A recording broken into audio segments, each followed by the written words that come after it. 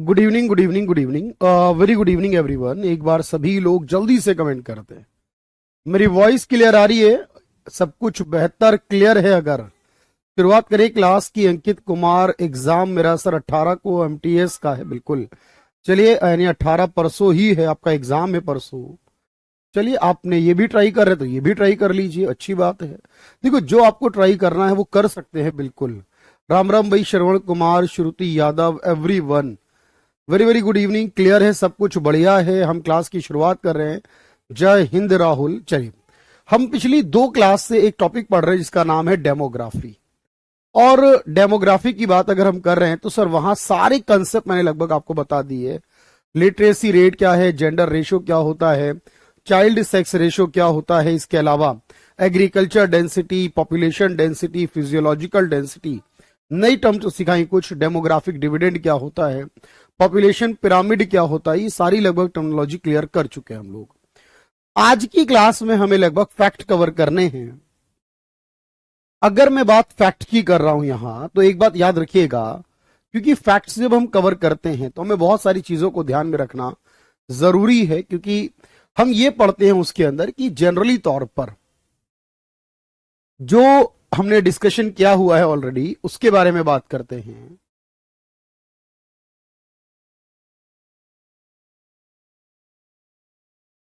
जैसे हमें क्या करना है सर, 2011 की जनगणना और सेंसस, बिल्कुल पटना आ रहा हूं भाई, वालेकुम अस्सलाम। तो 2011 की जो जनगणना रही, जो सेंसस रहा है 2011 का, उसके अकॉर्डिंग अगर हम बात करें, उसके अकॉर्डिंग अगर हम बात करें, एक मिनट दीजिए भाई।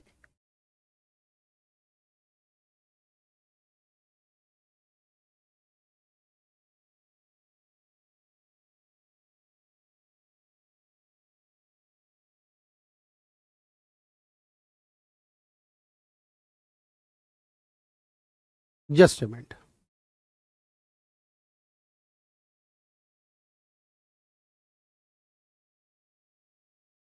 ओके, अब देखिए भाई, हमें बात करनी है जनगणना को लेकर, और स्पेसिफिकली बात करनी है जनगणना 2011 को लेकर। मैंने आपसे कहा था कि हर एक पॉइंट मैं आपको बताऊंगा इसमें। जैसे कि हमें क्या क्या याद करना है, हमारे पास सवाल ये है, बहुत ध्यान से देखना। जैसे कि हमारे पास जब 2011 की जनगणना हुई तो सवाल ये बनेगा, उस समय हमारा जो सेंसस कमिश्नर था, यानी जिसने वो जनगणना कराई, मैंने कहा जिम्मेदारी ये कौन से मंत्रालय में आता है, जल्दी से कमेंट करो आप मुझे, कि सेंसस कमिश्नर जो थे उनका नाम था सी चंद्रमौली। ये उस सेंसस कमिश्नर का नाम था। अगर पूछता है कि इसकी थीम क्या थी हमारी, तो याद रखिए भाई, इसकी जो थीम थी हमारे पास, वो थीम क्या थी? वो थीम थी आर सेंसस आर फ्यूचर। हमारी जनगणना हमारा भविष्य। जनगणना बेसिकली कराई इसीलिए जाती है ना, कि जनगणना से हमें ये पता चले कि हमें पॉलिसी बनानी है जो, उसको कितने लोगों के लिए अप्लाई करना है। जो इस पॉपुलेशन में टोटल पॉपुलेशन पता चली इस जनगणना में 121 करोड़ थी वो, जिसे 1210 मिलियन या 1.21 बिलियन कह सकते हैं, जो कि वर्ल्ड की पॉपुलेशन का 17.5% थी कुल जनसंख्या। उसमें लगभग 51.5% जो है वो मेल पुरुष रहे, लगभग 48.5% महिलाएं रही। ये सब ऐसे ही फैक्ट पूछेगा आपसे। लगभग 31% लोग शहरों में रहने वाले, और लगभग 69% लोग रूरल गांव में रहने वाले थे। 16.6%, लगभग 16.5% एससी यानी अनुसूचित जाति के लोग हैं। 8.5% लगभग एसटी अनुसूचित जनजाति के हैं। 79.8 लगभग 80% करीब हिंदू हैं। लगभग 14% मुस्लिम हैं। और जितने भी लोग हैं हमारे देश के, उन सबकी एवरेज एज जो होगी, यानी उन सबकी अगर एज को एवरेज किया जाए तो वो 29 साल बनती है। इसलिए हम कहते हैं इंडिया एक युवा देश है। भारत को एक युवा देश क्यों कहते हैं? अगर इस सवाल का जवाब आपसे पूछा जाए तो जवाब क्या होगा? आपने वो मंत्रालय भी नहीं बताया अभी तक। जल्दी से बताओ मुझे, कौन से मंत्रालय में ये registrar general and census commissioner of India आते हैं? गृह मंत्रालय में, मिनिस्ट्री ऑफ होम अफेयर्स में। मैंने कहा आईएएस रैंक के ऑफिसर ही इसमें बनते हैं। और याद रखना कि भारत को युवा देश इसलिए कहते हैं क्योंकि भारत की जो एवरेज एज है 2011 के डेटा के अनुसार वो 29 ईयर्स, यानी अब अंडर 30 है और 30 साल की अगर एवरेज एज आ जाए देश की, तो उस देश को युवा माना जाता है। 30-35 भी आ जाए तो भी युवा है, यानी प्रोडक्टिव एज ग्रुप में आने वाले लोग ज्यादा हैं, इसका मतलब। बात समझ में आई हो तो यस कहना लिखने से पहले। सिर्फ लिख देने से काम नहीं चलेगा, बात का क्लियर होना बहुत जरूरी है। इसे यस कह दें और लिखने के बाद डन कमेंट कर दें। कुल आबादी पूछे कितनी थी, मेल फीमेल कितने थे, शहर गांव में कितने थे, एससी एसटी कितने थे। नेशनल पॉपुलेशन कमीशन जो होता है वो मिनिस्ट्री ऑफ हेल्थ और फैमिली वेलफेयर में आता है। वो मैंने बताया सन 2000 में बना था। एक बार इसे डन करें भाई।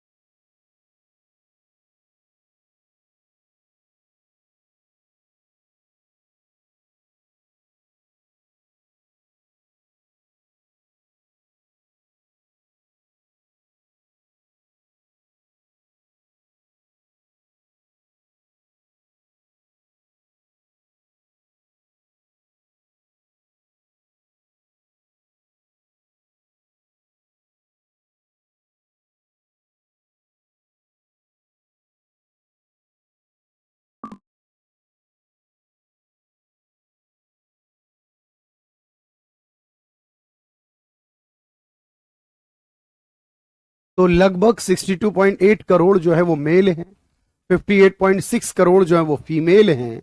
ये इस तरह से आपको टोटल पॉपुलेशन याद रखनी है।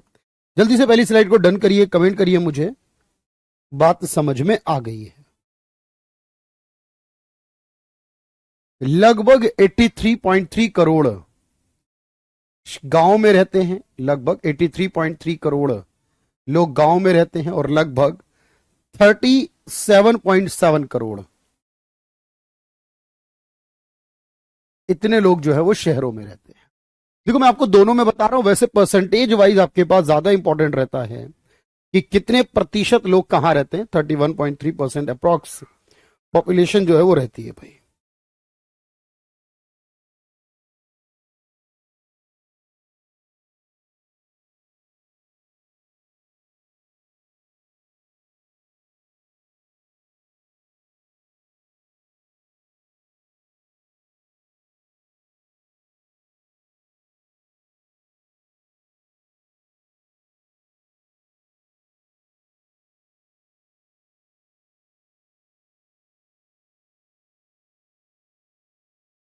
चलिए दोस्त आगे बढ़ते हैं सर।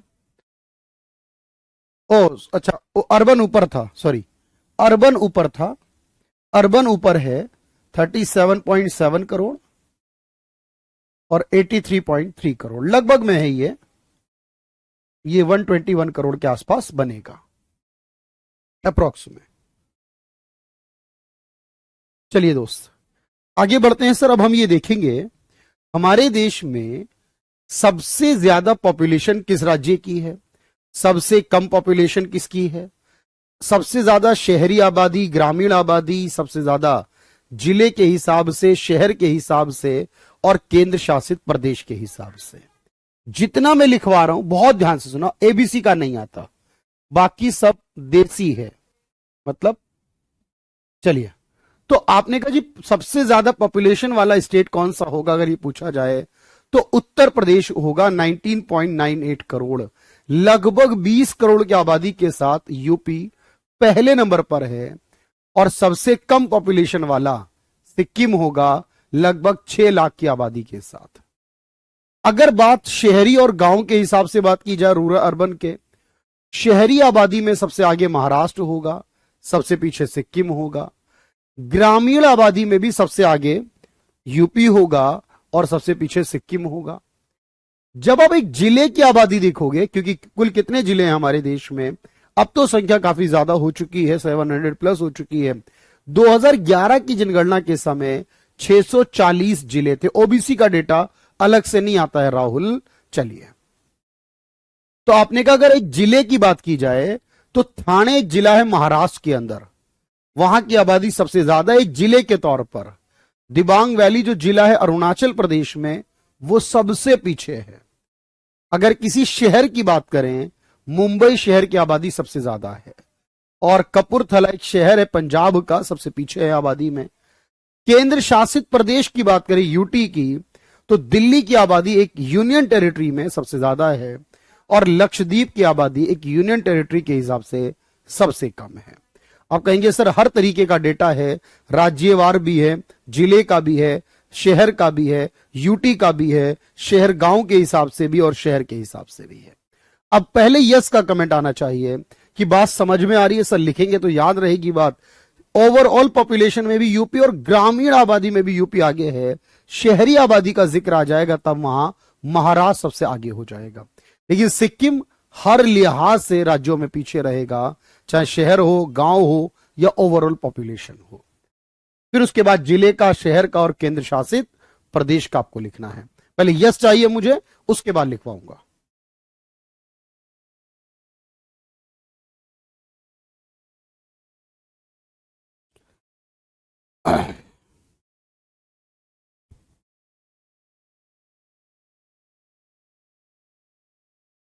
डन करें भाई इसे।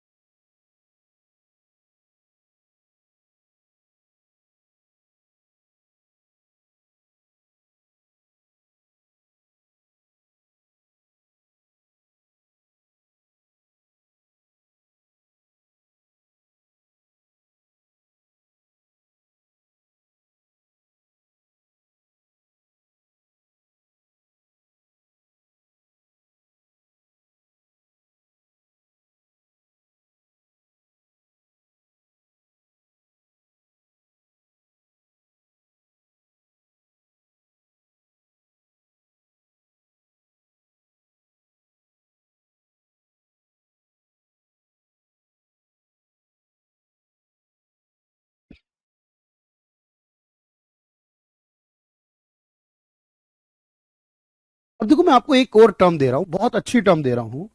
देखो मैं आपको एक समझाने की बात कर रहा हूं, बहुत ध्यान से समझना भाई। बात होपफुली क्लियर होगी, आपको समझ में आएगी। मेरी बात को ध्यान से सुनना।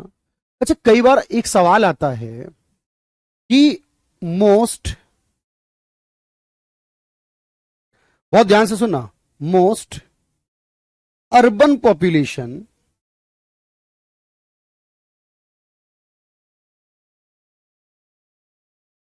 Percentage wise. अब इस सवाल का जवाब आप मुझे बताना कि इसको आप समझ पा रहे हो या नहीं। और most rural population percentage wise, मुझे दो सवाल के जवाब देना।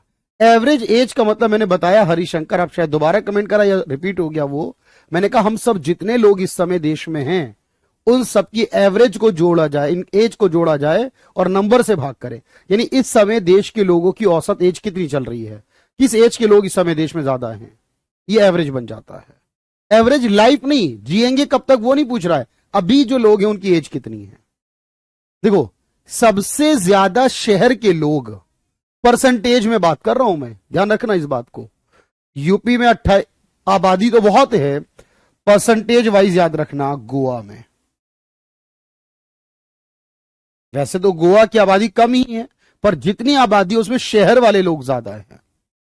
और अगर मैं गांव के लोगों की बात करूं, परसेंटेज वाइज जितने प्रतिशत लोग हैं उन लोगों का प्रतिशत निकालूं, हिमाचल का जो परसेंटेज बनेगा, ग्रामीण आबादी जो है वहां सबसे ज्यादा है। कुछ नई बात सीखने को मिली या नहीं, ये क्वेश्चन में परेशान करेंगी चीजें आपको, और मैं कोशिश कर रहा हूं आपको हर एक बात बताऊं, हर एक चीज समझाऊं। यानी सबसे ज्यादा शहरी जनसंख्या प्रतिशत में गोवा में है और सबसे ज्यादा ग्रामीण जनसंख्या प्रतिशत वाइज हिमाचल में है। डन का कमेंट करें, अनीता, राहुल, अखंड, हरिशंकर, एवरीवन।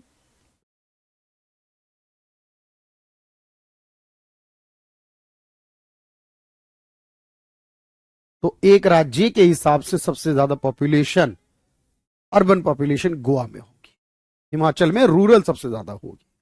अब मैं आपसे सवाल करूं एग्जाम में कि बताओ सबसे कम अर्बन पॉपुलेशन कहां होगी, सबसे कम अर्बन पॉपुलेशन कहां होगी, तो आप मुझे बता सकते हो या नहीं।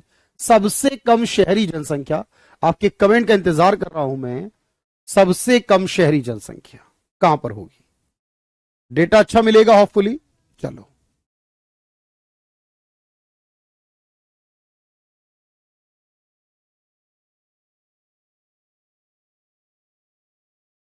देखो एक टर्म होती है डेंसिटी, पूरी बात को ध्यान से सुनना। डेंसिटी, सभी डन कर रहे हैं, मैं इसलिए आगे बढ़ रहा हूं भाई, डन कर रहे हैं सभी। एक टर्म होती है डेंसिटी, क्या होती है डेंसिटी बताओ। मैंने बता रखा है इसलिए पहले कि जितने लोग हमारे देश में हैं, अगर 1 किलोमीटर का औसत बनाया जाए कि 1 किलोमीटर में कितने लोग रहते हैं, जब मैं पूरे इंडिया का औसत बनाता हूं, पूरे इंडिया का औसत बनाता हूं, तो मेरे भाई याद रखना 1 किलोमीटर में, इंडिया में 1 स्क्वायर किलोमीटर में 382 का औसत आता है, 382 लोगों का। मतलब 121 करोड़ की आबादी को अगर भाग करूं मैं, अरे भाई प्रतिशत वाइज पूछा मैंने आपसे, फिर मैंने प्रतिशत वाइज पूछा, हरिशंकर, विक्रम सिंह, तो आप कहोगे सर हिमाचल में सबसे ज्यादा ग्रामीण है, इसका मतलब सबसे कम शहरी है, और गोवा में सबसे ज्यादा शहरी है, इसका मतलब सबसे कम ग्रामीण है। इस बात को उल्टा भी तो कर लो थोड़ा सा। अभी मेरी बात समझो, पहले पहले बात समझो। तो आपने कहा जी पूरे इंडिया का औसत तो आता है 382, लेकिन अगर एवरेज निकाला जाए इस पर किलोमीटर में, तो बिहार का आता है सबसे ज्यादा। श्रुति वेट करो भाई, बिहार का सबसे ज्यादा है सर। बिहार में 1106 लोग रहते हैं 1 किलोमीटर में, 1 किलोमीटर में 1106 लोगों का औसत है। अगर मैं बात न्यूनतम की करूं, सबसे कम की करूं और एवरेज में, तो अरुणाचल प्रदेश में आता है सर 1 किलोमीटर में मात्र 17 लोग रहते हैं, 17। अगर मैं केंद्र शासित को निकालूं तो सबसे ज्यादा दिल्ली में 11,320 लोग रहते हैं 1 किलोमीटर में। दिल्ली आप देखते हो ना कितना कंजेस्टेड है, 11,320 लोगों का औसत है 1 किलोमीटर में। और अगर अंडमान निकोबार का निकालें तो 46 लोगों का एवरेज है पर किलोमीटर, जो यूटी में सबसे नीचे है। अगर मैं बात जिले की करूं तो जिले के हिसाब से एक जिला पड़ता है नॉर्थ ईस्ट दिल्ली, दिल्ली के अंदर, दिल्ली का एक हिस्सा एक जिला है नॉर्थ ईस्ट के नाम से, 37,000 लोग रहते हैं एवरेज 1 किलोमीटर में, 37,000 लोग। और वहीं दिबांग वैली जिला है, आप जानते हो कहां, अरुणाचल में, एक इंसान रहता है 1 किलोमीटर में, औसत है। ऐसे नहीं 1 किलोमीटर में एक ही रहता, पर वो औसत है। जितना एरिया उस जिले में आता है उसकी आबादी लगभग उतने ही एरिया, उतने ही इंसान भी रहते, एक इंसान 1 किलोमीटर में। अगर मैं कहूं लिटरेट कितने हैं, मैं पढ़ा चुका हूं लिटरेट का मतलब, हमारे देश में 74% लोग ही लिटरेट हैं। अगर पुरुषों की लिटरेसी की बात करें तो 82% पुरुष लिटरेट हैं, महिला 65.5% लिटरेट हैं। सबसे ज्यादा लिटरेसी केरला में होगी 94%, सबसे कम लिटरेसी बिहार में होगी 61.8%, सबसे ज्यादा लिटरेसी यूटी के हिसाब से, यूनियन टेरिटरी के हिसाब से लक्षद्वीप में होगी 91.8%, सबसे कम जो होगी एक यूनियन टेरिटरी में वो होगी आपके पास दादर नागर हवेली में 76% लगभग। एक जिले के अंदर मिजोरम में आता है सरछिप 98.7%। अलीराजपुर एक जिला पड़ता है मध्य प्रदेश में, वहां पर है 37.2, यानी सबसे कम है वो। अब आप कहोगे सर जिला, राज्य और केंद्र शासित तीनों के हिसाब से कहानी चल रही है, चाहे वो डेंसिटी की बात हो, चाहे वो लिटरेसी की बात हो। बात समझ में आ गई हो तो यस कहना। भाई कमेंट चाहिए मुझे, अगर क्लास में हैं आप तो लाइव आपको कमेंट करना पड़ेगा भाई, मुझे भी पता चलना चाहिए ना कि जो बात मैं आपको बता रहा हूं वो बात आपको समझ में आई या नहीं आई।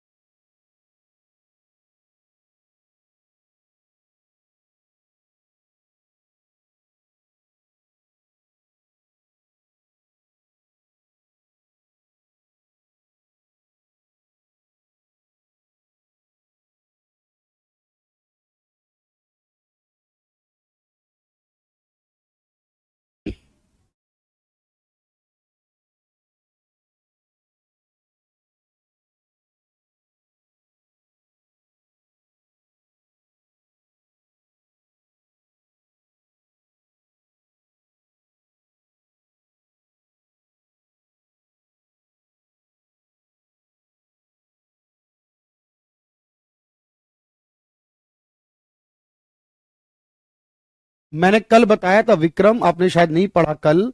अगर कोई 7 वर्ष या इससे ऊपर का है, 7 ईयर और एंड अबव, और वो एक भाषा लिखना और पढ़ना जानता है, अगर वो ये पढ़ पाता है, ये मेरा नाम लिखा है और ये अपना नाम लिख सकता है, वो लिटरेट माना जाता है। 12वीं 10वीं 5वीं पहली क्लास से कोई मतलब नहीं है, अपना नाम भी लिखना पढ़ना जानता है किसी एक भाषा में, तो वो लिटरेट माना जाता है। एजुकेटेड अलग बात है, लिटरेट अलग बात है। तो सोचिए 26% लोग ऐसे हैं जो इतना भी नहीं कर पाते हैं।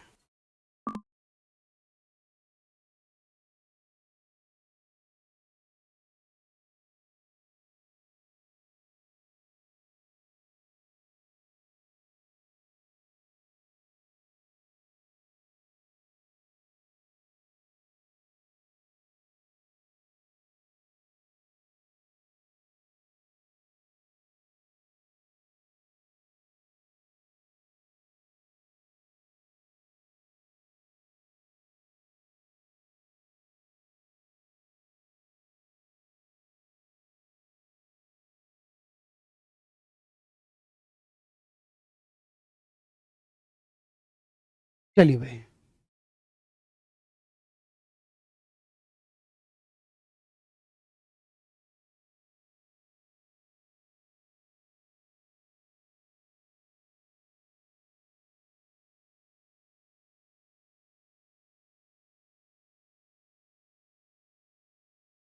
अब आगे देखिएगा ध्यान से। डन है भाई यहां तक। बिहार राज्य में सबसे ज्यादा घनत्व है, अरुणाचल राज्य में सबसे कम, दिल्ली केंद्र शासित में सबसे ज्यादा, अंडमान निकोबार में सबसे कम, नॉर्थ ईस्ट दिल्ली जिले में सबसे ज्यादा, दिबांग वैली जिले में सबसे कम,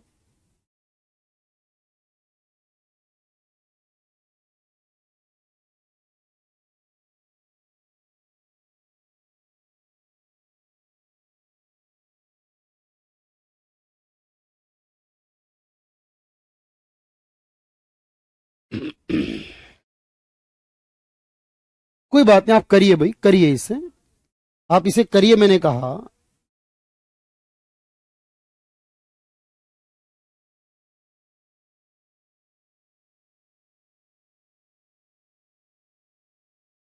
डन करिए पहले आराम से।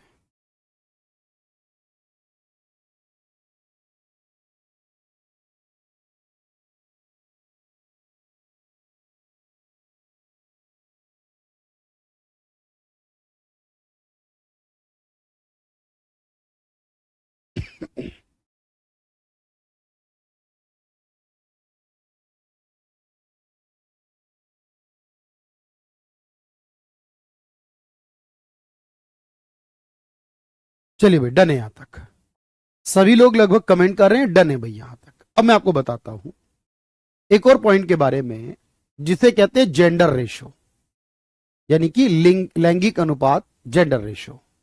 पहले पूरी बात समझना, सबसे ज्यादा जो जेंडर रेशो है वो है 943। पूरे इंडिया का औसत जो जेंडर रेशो है वो कितना है? 943। सबसे ज्यादा केरल में है और सबसे कम हरियाणा में है। सबसे ज्यादा एक जिले में माहे पुडुचेरी के अंदर आता है और दमन जिले में सबसे कम है। यूटी में, केंद्र शासित में, पुडुचेरी में सबसे ज्यादा, दमन और दीव में सबसे कम है। जो बच्चों का लिंग अनुपात है उसमें मिजोरम में सबसे ज्यादा, हरियाणा में सबसे कम है। अगर मैं एक बात और करूं, सेक्स रेशो या जेंडर रेशो इन रूरल, अगर मैं ग्रामीण की बात करूं, ग्रामीण में, ग्रामीण एरियाज में, रूरल में, ग्रामीण क्षेत्र में जो लिंग अनुपात है और जो सेक्स रेशो इंडिया के अंदर शहरों के अंदर है, कई बार सवाल में क्या करता है वो आपसे अलग अलग करके पूछ लेता है, शहर में और रूरल में और ग्रामीण में कितना है। तो मेरे भाई बात याद रखना, पूरे इंडिया का औसत है, लेकिन गांव में ये 949 का है, शहरों में ये 929 का है। मतलब 1000 पुरुष हैं अगर गांव में तो 949 महिलाएं हैं, 1000 पुरुष अगर शहर में हैं तो 929 महिलाएं हैं, तब 929। अब मैं आपको एक बात और बता रहा हूं, बड़े ध्यान से सुनने की बात है। देख रहे हो भाई, कंटेंट मैं आपको बढ़िया दूंगा, ये मेरी गारंटी है, लेकिन मैं आपसे बदले में जो चाहता हूं वो भी आपको समझना पड़ेगा भाई। देखो भाई, अब यहां पर एक सवाल आता है एज के हिसाब से, मतलब एज के अकॉर्डिंग अगर बात करूं तो युवाओं के हिसाब से, भाई आपने गांव और शहर में तो बता ही दिया, लेकिन अगर इंडिया के बारे में बात करें तो एक और पॉइंट आता है कि इंडिया में जो एवरेज एज है मैरिज की, ये भी आजकल पूछा जा रहा है एग्जाम में, इंपॉर्टेंट है यहां पर, जो एवरेज एज है मैरिज की वो भी बताऊंगा मैं आपको। चलिए पहले आप इसे डन करिए एक बार।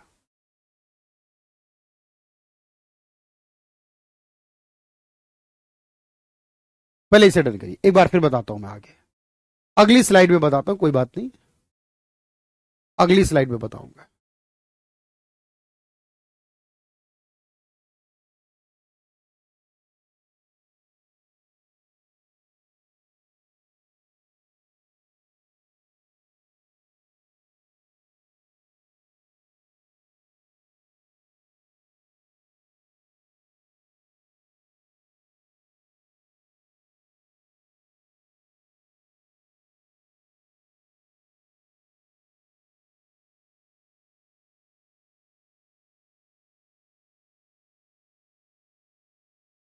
तो जो जेंडर रेशो है, सेक्स रेशो भी कह सकते हैं, वो इंडिया का 943:1000 का है। मैंने आपको पहले ही पढ़ा दिया इसका मतलब क्या होता है। केरल, हरियाणा, माहे पुडुचेरी में, दमन, दमन और दीव में ही आता है, पुडुचेरी है, यूनियन टेरिटरी में और दमन दीव है यूनियन टेरिटरी में।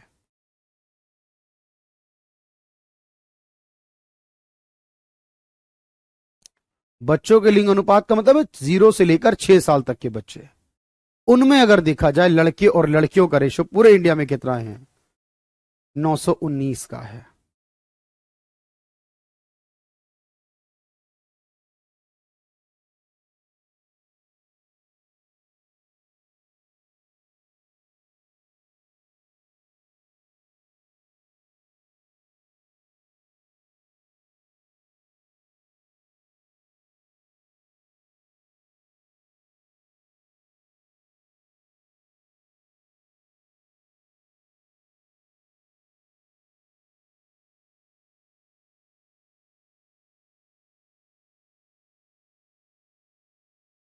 चलिए भाई,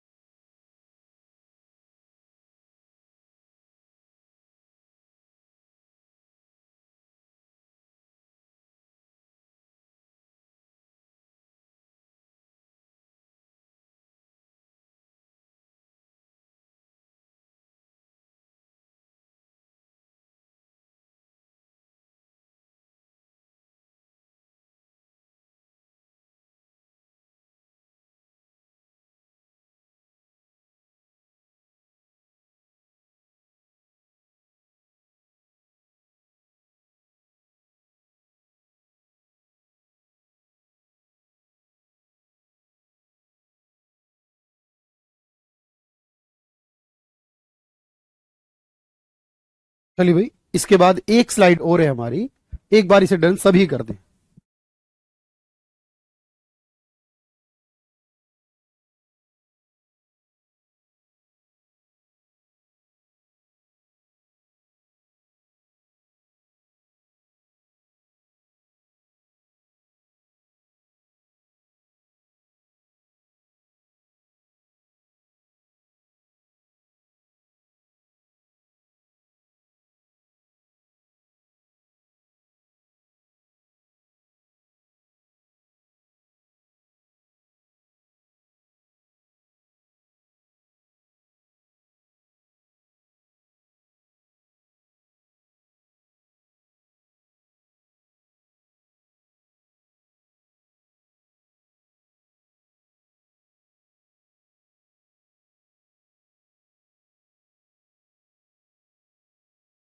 चलिए भाई, सभी का डन आ रहा है, कमेंट कर रहे हैं आप लोग, आगे बढ़ते हैं। अब मैं आपको और चीज बताता हूं, ध्यान से सुनना।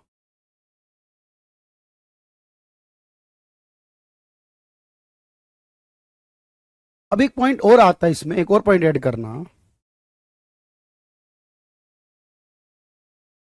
Girl average marriage. जो लड़कियों की शादी है, एवरेज एज कितनी है, लड़कियों की शादी की मैरिज एज एवरेज कितनी है।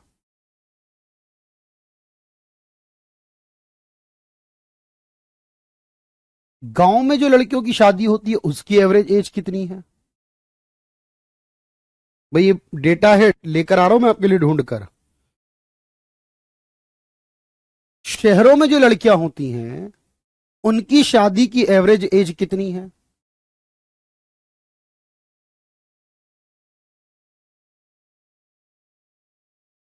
Girls average marriage age highest, सबसे ज्यादा जो लड़कियों की शादी की उम्र है, हाईएस्ट एज वो कहां पर है, और गर्ल्स की एवरेज मैरिज एज जो है सबसे कम कहां पर है।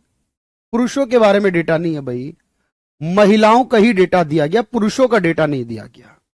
अब देखो मैं आपको बताऊं, ये डेटा मैं भी ले रहा हूं भाई, क्योंकि इससे देखा पहले से, या आज पहली बार ही करा रहा हूं शादी वाला, क्योंकि एक एग्जाम में देखा मैंने तो इसलिए कमी नहीं रहनी चाहिए कोई आपके एग्जाम में। तो आपने कहा जी यहां पर एक और पॉइंट ऐड कर लेते हैं, लड़कियों की शादी की एज का जो एवरेज चल रहा है वो 22.3, यानी 22 साल 3 महीने एज में शादी हो रही है, 22.3। रूरल में ये 21 साल 8 महीने का औसत आ रहा है। शहरों में ये औसत वैसे भी आप जानते हैं थोड़ा ज्यादा ही होगा, शहर में 23.2 ईयर्स का एवरेज आ रहा है। सबसे ज्यादा जम्मू कश्मीर में है 25 साल 2 महीने। सबसे कम झारखंड में है लगभग 21 साल। ये एक नया पॉइंट है, ठीक है भाई। तो अभी लगभग आपको याद रहे कि सर भारत में लड़कियों की शादी की एवरेज एज कितनी है, लगभग कितनी एज में शादी हो जाती है, 22 साल की एज में लगभग।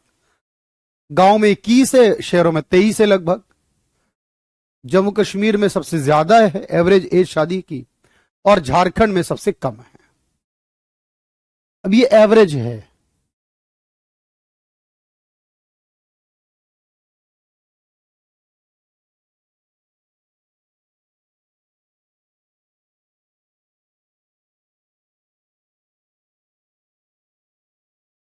सब पॉपुलेशन ग्रोथ कितनी हुई इंडिया की 2001 से 2011 में? लगभग 18 करोड़ आबादी बढ़ गई थी 10 साल के अंदर। सबसे ज्यादा आबादी मेघालय में बढ़ी थी, सबसे कम आबादी नागालैंड में, वहां तो घट गई थी। सबसे ज्यादा आबादी यूटी के हिसाब से दादर नागर हवेली में बढ़ी थी, सबसे कम लक्षद्वीप में बढ़ी थी। डिस्ट्रिक्ट के हिसाब से अरुणाचल प्रदेश के कुरुंग कुमे जिले में बढ़ी थी, और सबसे कम नागालैंड के लोंगलेंग जिले में, यानी घट गई थी। ऐसे आपको करना है, ये फाइनल है आपके पास। अब आपको प्रैक्टिस करनी है बाकी पॉइंट की। अगले 15 मिनट आप मेरे साथ प्रैक्टिस करोगे। कुछ क्वेश्चन मैंने कल कराए थे, एक दो क्वेश्चन दिखाए थे आपको।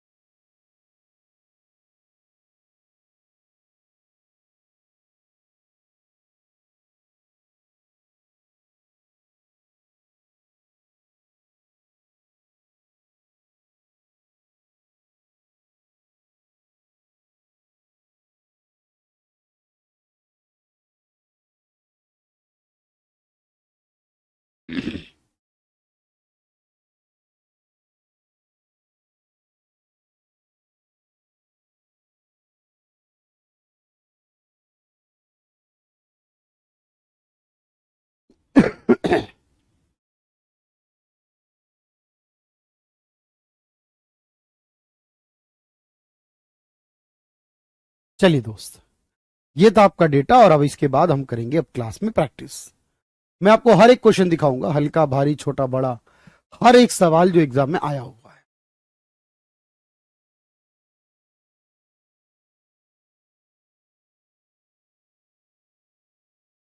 चलिए।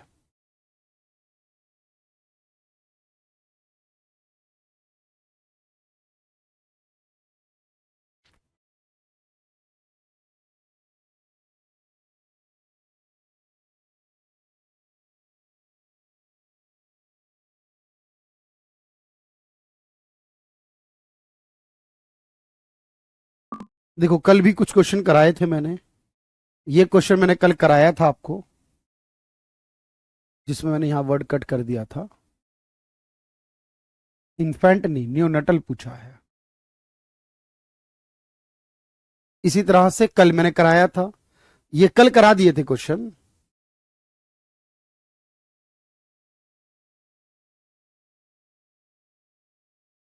जनसंख्या का बढ़ना आर्थिक विकास में अवरोध है, यह बात किसने कही?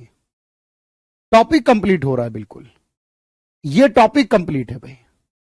तो आपने कहा जी ये माल्थस का है, माल्थस की थ्योरी है। वो कहते हैं आर्थिक विकास जो है वो नहीं होता जनसंख्या के ज्यादा होने पर। कल जो क्वेश्चन कराए थे ये उसके आंसर कर रहा हूं पहले, फिर मैं आपको क्वेश्चन दिखाऊंगा आज के। कल फाइल सेव नहीं हो पाई थी।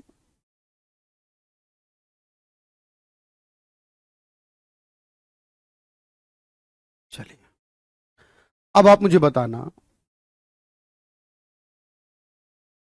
भारत की कुल जनसंख्या में अनुसूचित जाति और अनुसूचित जनजाति का कितना हिस्सा है?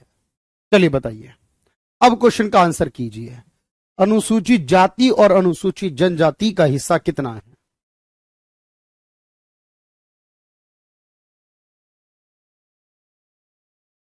क्या लगता है क्वेश्चन नंबर 11 का आंसर? देखो एससी कितना है? 16.5 लगभग। और एसटी कितना है? तो कितना बनता है? 25।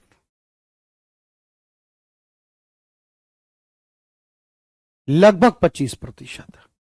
मैंने आपको बताया अभी डेटा में 16.5% एससी हैं, लगभग 8.5 एसटी हैं, तो ये दोनों मिला के बनता है 25%।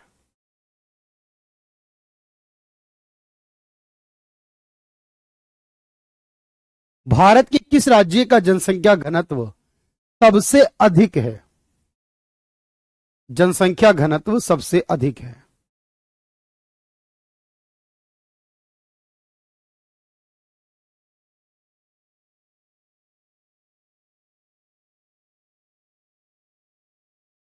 तो बिहार का घनत्व सबसे ज्यादा स्टेट में। महान विभाजक वर्ष किसे कहते हैं? ईयर ऑफ ग्रेट डिवाइड किसे कहते हैं?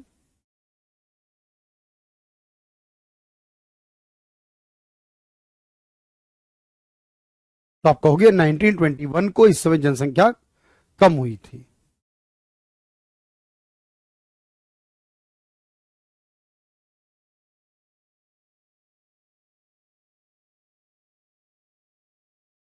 दो 2011 में ग्रामीण शहरी जनसंख्या का अनुपात लगभग कितना है? एक्चुअली दो बार डेटा आता है, एक बार फाइनल आता है, एक बार इंट्रीम आता है। हल्का फुल्का चेंज हो सकता है, नियर बाई आंसर करना होता है। नियर बाई आंसर करोगे आप, नियर बाई आंसर क्या होगा? याद रखना, नन ऑफ दीज नहीं करना है, कुछ और सोच के बताइए।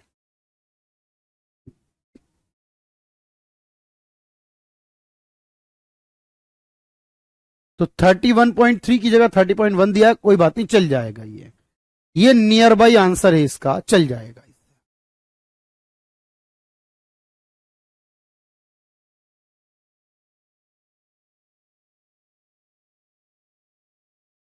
बाल लिंग अनुपात में कितने बच्चों को लिया जाता है? किस एज के बच्चों? बच्चों के लिंग अनुपात में।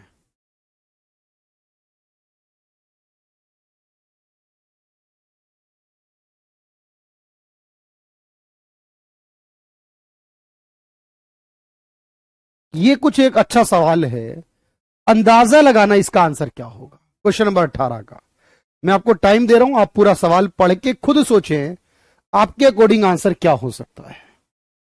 आप खुद सोचें कि इसका आंसर क्या हो सकता है।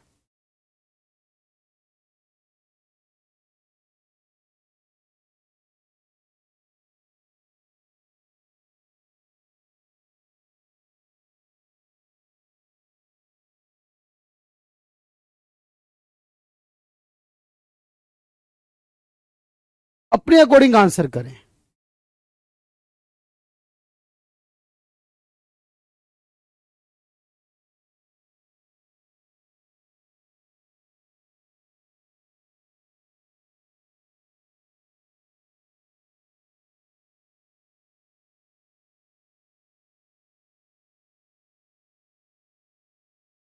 क्या लगता है? देखो, इसका मतलब ये है, न्यूट्रल होने का मतलब जो है ना, अगर कोई डी कह रहा तो मैं लगूंगा लगभग सही दिशा में जा रहा, आंसर ए है। जब जनसंख्या बढ़ने से हमारे एक आर्थिक विकास पर कोई फर्क ना पड़े, बढ़िया चले सब कुछ, उसे न्यूट्रल हो जाना कहते हैं। आपने इसे ट्राई किया, आप लोगों ने, जनसंख्या की वृद्धि की दर स्थिर जनसंख्या के आगे पीछे रहती नहीं, या न्यूट्रलिज्म होने का मतलब है कोई प्रभाव ना पड़े, न्यूट्रल रहे। सही जवाब, अगर आप डी की तरफ जा रहे थे तो आपने मेहनत की है, इसका मतलब समझने की कोशिश करी है। लेकिन सही जवाब है कि जनसंख्या वृद्धि होने का हमारे ग्रोथ पर कोई फर्क ना पड़े।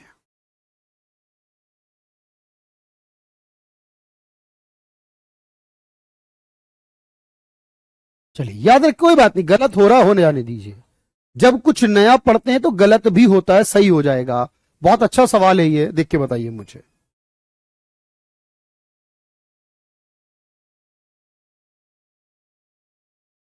बताइए इसका आंसर।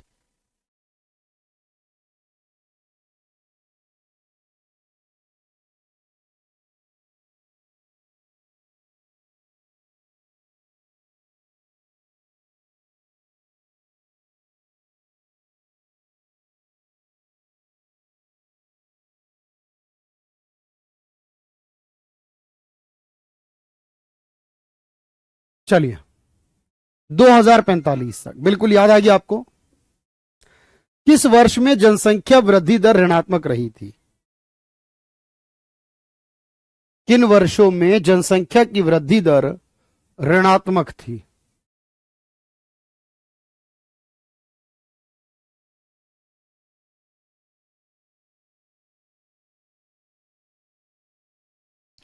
इसका आंसर कीजिए।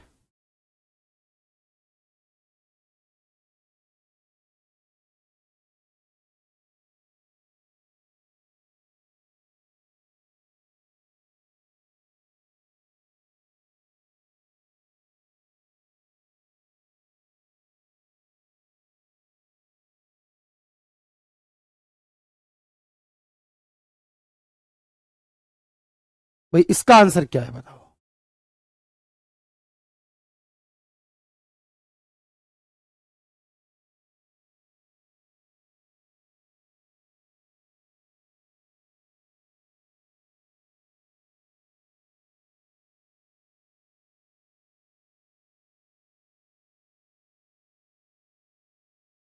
भाई, जितने 943 बता रहे हैं ना, ये गलत है भाई। क्योंकि आप क्या पूछा है? ग्रामीण क्षेत्र का, ग्रामीण का पूछा है मात्र। तो ग्रामीण का 949 है, अर्बन का 929 है, और पूरे इंडिया का पूछा होता तो 943 हो जाता। ग्रामीण पूछा, रूरल का पूछा है, ये ध्यान में रखना है।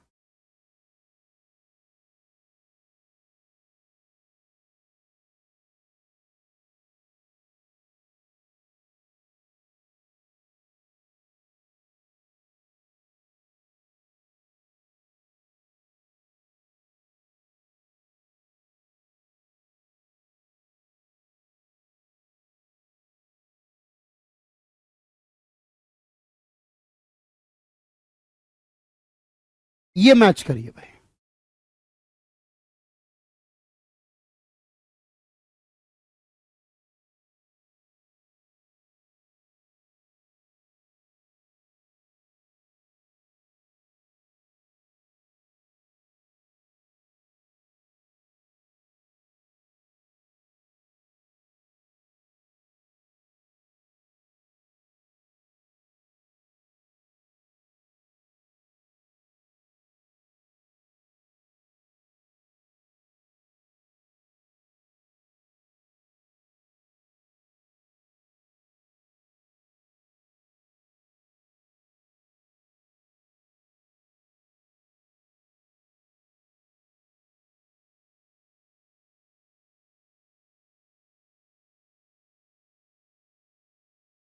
चलिए दोस्त, सी मैच करेगा इसमें।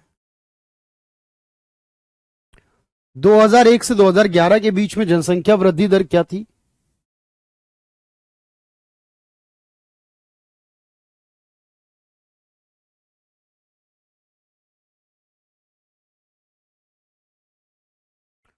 ये वाले क्वेश्चन का आंसर करें।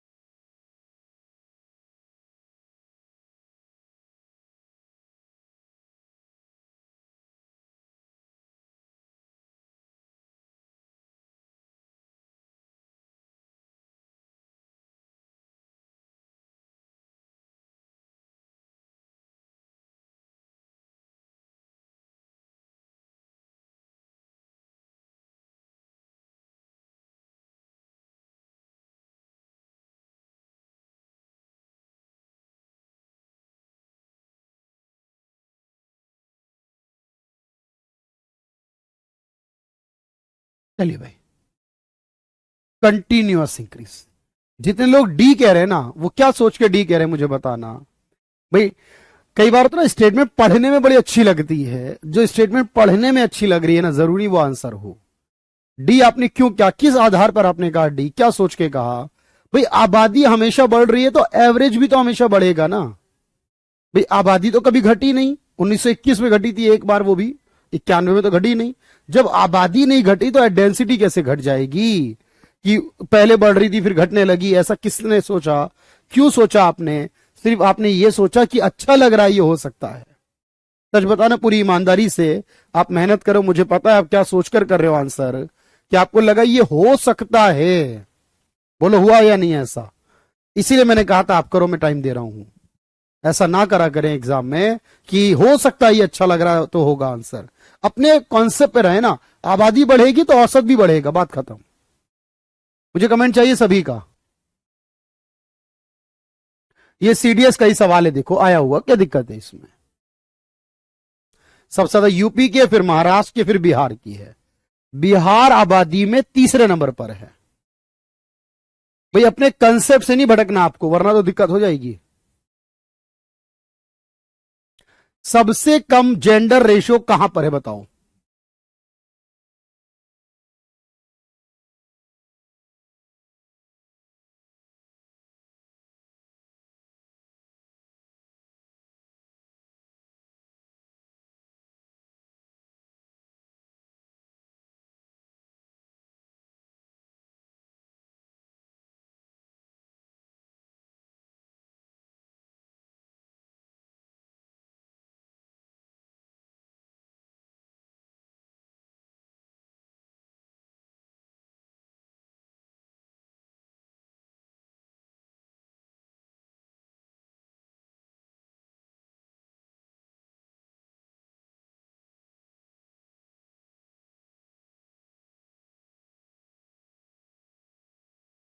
तो आपने कहा जी दमन दीव में, अगर यूटी की बात करें, भारत युवाओं का देश है। ऐसा इसलिए कहा जाता है क्योंकि भारतीयों की औसत उम्र 29 साल है।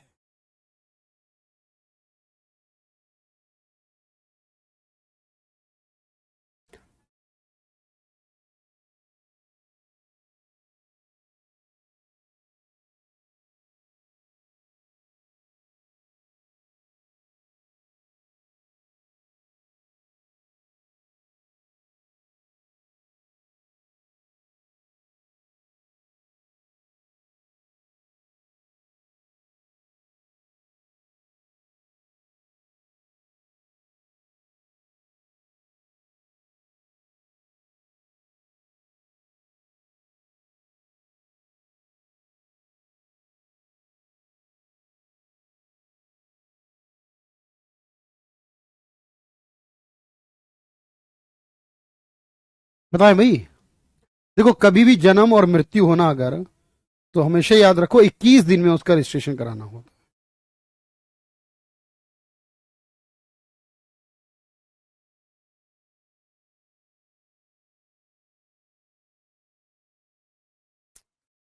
ये एक नया पॉइंट दे रहा हूं, भारत में 6 साल तक के बच्चों की कुल आबादी कितनी है?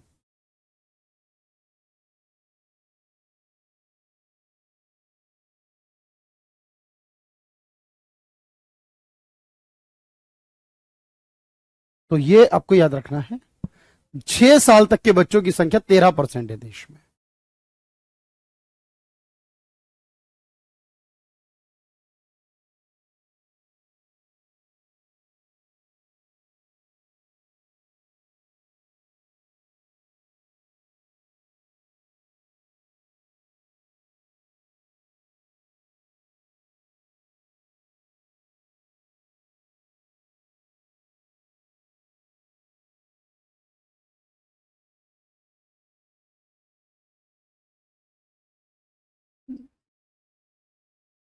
भारत में कुल आबादी का लगभग कितना प्रतिशत है? चलिए आखिरी क्वेश्चन कर रहे हैं।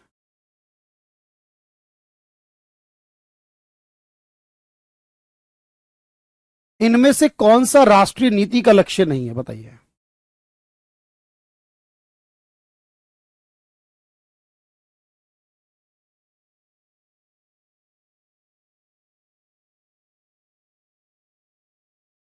आनंद कुमार बताइए।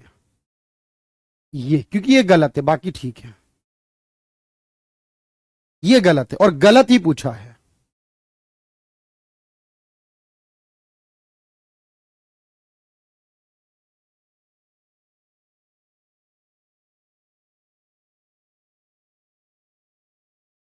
नेचुरल पॉपुलेशन चेंज कैसे कैलकुलेट करोगे? कितना चेंज आया पॉपुलेशन में, कितनी ग्रोथ हुई है, वो कैसे चेंज चेक करोगे?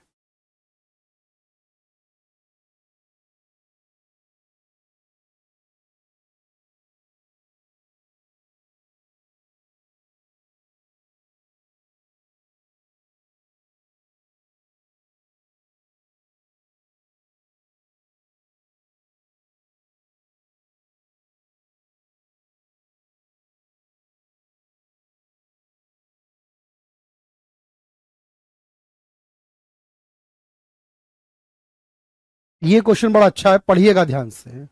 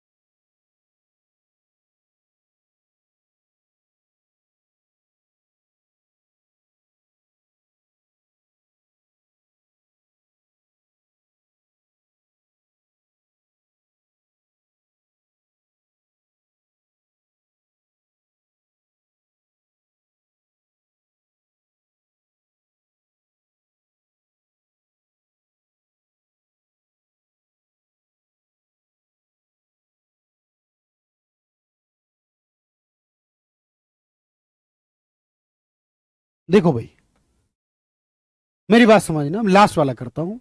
जनसंख्या का वृद्धि होने का मतलब है कि वहां ज्यादा प्रतिशत जनसंख्या वृद्धि होगी, कम नहीं। और उच्च देशों, विकसित देशों में, क्योंकि वहां बच्चों की जनसंख्या तो कम हो जाती है सर। देखो याद रखो, विकसित देशों में समस्या है। ऑस्ट्रेलिया, जापान, जर्मनी, आजकल सारे देशों में प्रॉब्लम हो गई है। क्या?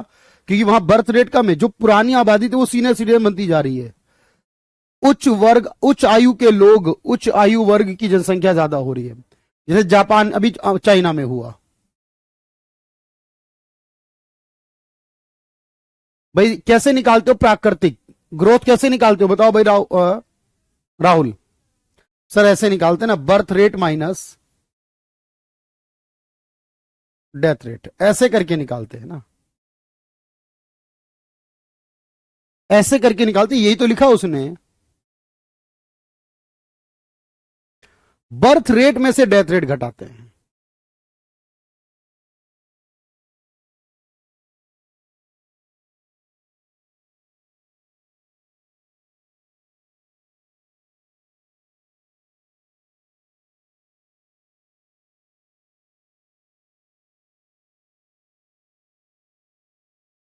जनसंख्या आयोग जो है उसका अध्यक्ष कौन होता है? हमेशा प्राइम मिनिस्टर।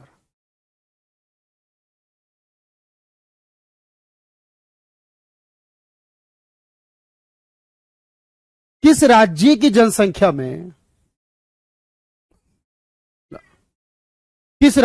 जनसंख्या में कमी आई थी? भाई डी नहीं होगा ना राहुल, बर्थ रेट में से डेथ रेट को घटाना है, डेथ में से बर्थ को नहीं घटाना है, तो birth rate minus death rate करना है भाई, ये ध्यान में रखना। बर्थ रेट में से डेथ रेट को घटाना है। आज का आखिरी सवाल क्या है, देखो ध्यान से। आज का आखिरी सवाल, जनसंख्या की जनांकीय विशेषताओं का हिस्सा। जनगणना पढ़ी तो क्या इसमें विशेषता ऐसी है जो आपको लगता है हमें नहीं बताई गई? जनसंख्या में क्या नहीं बताया गया? स्टैंडर्ड ऑफ लिविंग नहीं बताया गया। ऐसे क्वेश्चन आपको एग्जाम में मिलेंगे, अच्छे से पढ़िए। जो भी क्वेश्चन आए, आसान आए मुश्किल आए, कोई फर्क नहीं पड़ता, कंटेंट आपका आएगा, बस ये याद रखना। और चीजें करते करते बेहतर होंगी आपकी हमेशा, इसको याद रखो हमेशा अच्छे से। आज के लिए इतना ही रखते हैं, बाकी नेक्स्ट टाइम कराऊंगा मैं आपको। Thank you everyone, thank you so much.